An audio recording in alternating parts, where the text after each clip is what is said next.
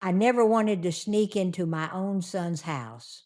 But that night, I had no choice. He banned me from visiting for months. No calls, no explanations, nothing. But when I heard my granddaughter whisper through the door, "Grandma, save us," my heart froze. And I knew something was terribly wrong. My name is Margaret. I'm 63, and I raised my only son, Daniel, alone. We were always close. He used to say, "My mom is my backbone." But that changed after he married Clara. One day, out of nowhere, Daniel told me, "Mom, don't come to the house anymore. Clara needs space." Space? From me? I didn't argue. I didn't want trouble. But weeks became months, and my calls were ignored. I knew something was wrong. One evening, a young boy who delivers groceries came running to my door. "Mama Margaret," he whispered, "Daniel's kids. They look sick. They look thin."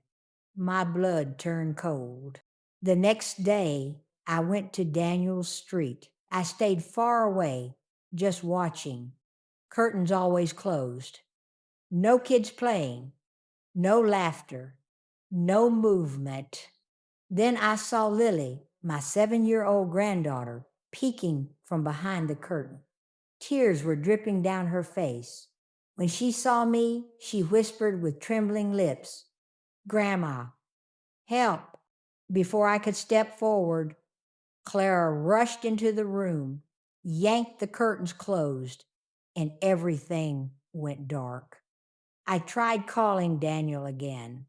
"Son, please let me see the children." His voice was shaky, scared even. "Mom, please, don't come here again. Just trust me." Then he hung up. A mother can ignore many things, but not the cry of a child. That night at 11:47 p.m., I grabbed my shawl, walked down the quiet street, slipped into their backyard, and climbed through the kitchen window like I used to when Daniel was a child. The house was pitch dark. Even the fridge light was off. I took 2 quiet steps, then heard it. "Grandma, save us." A small, shaking voice from upstairs. I climbed the stairs slowly, heart pounding. At the top, only one door had a faint light. I opened it gently. Lily and her younger brother Josh were sitting on the floor, wrapped in thin blankets. Their faces were pale. Their bodies looked weaker than I had ever seen. "Grandma," Lily whispered, "please don't let her hear us." "Her?" I asked. Josh pointed at the master bedroom. "Mom." Before I could respond, footsteps echoed in the hallway, heavy, slow, dragging. Clara appeared in the doorway. Her face was hollow, exhausted, but what shocked me wasn't her face. It was the bat in her hand. "Margaret," she said in a cracked voice, "what are you doing here?" I stepped in front of the children. "Clara, what happened? Why do they look like this? Where is Daniel?" Suddenly, she broke into tears. "He left," she whispered. "He left months ago." My knees went weak. "What do you mean he left?" "He lost his job. He was under pressure. One day he just walked out. He said he'd come back, but he never did." She sank to the floor. I didn't want the kids taken away. I tried to handle everything, but I'm failing. Then she whispered the truth. "I banned you because I didn't want you to see me like this." All my anger melted. Clara wasn't abusive.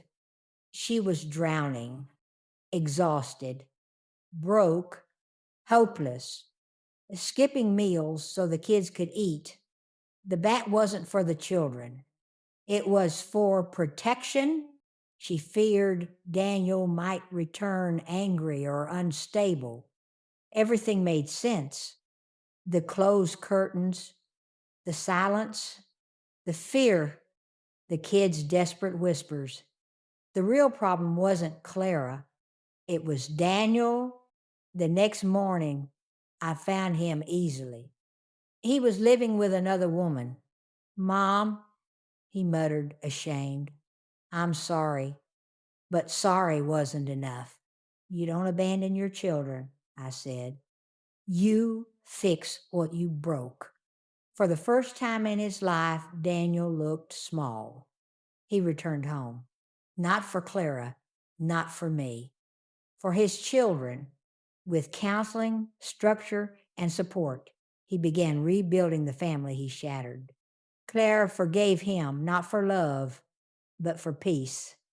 And I moved in temporarily to stabilize the home. For weeks, Lily slept beside me, holding my arm, whispering, Thank you, Grandma. In the end, I learned something. Not every cry for help is loud. Some are whispered through closed windows. Some come from children too afraid to speak. And sometimes the person you think is the villain is just someone who ran out of strength. Family isn't just who shares your blood, family is who shows up when the whisper is too soft for the world to hear.